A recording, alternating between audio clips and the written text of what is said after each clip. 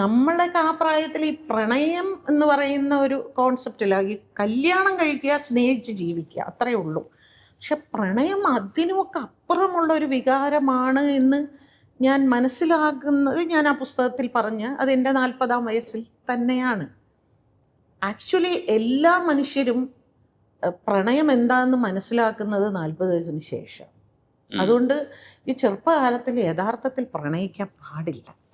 കാരണം ചെറുപ്പത്തിൽ ക്ഷമിക്കുക, ഞാനില്ല കേട്ടോ ഇതില്.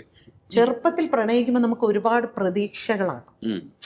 പ്രണയിക്കുന്ന വ്യക്തിയെ വിവാഹം കഴിക്കണം, വിവാഹം കഴിച്ചു കഴിഞ്ഞാൽ വീട് വെക്കണം, ബാങ്ക് ബാലൻസ് ഉണ്ടാക്കണം, ഇങ്ങനെ ഇതൊന്നും പ്രണയമല്ലല്ലോ. അത് പ്രണയമല്ലല്ലോ, അതൊരു സെറ്റിൽമെന്റ് പോലെ തോന്നാറുണ്ട്.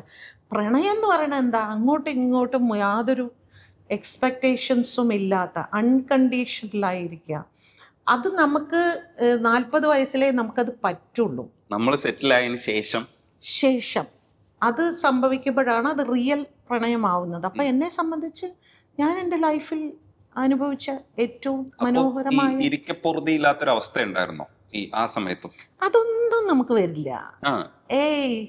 കൂളായിരിക്കും, നമ്മൾ വളരെ കൂളായിരിക്കും, നമ്മൾ വളരെ മെച്ചോർഡായിരിക്കും.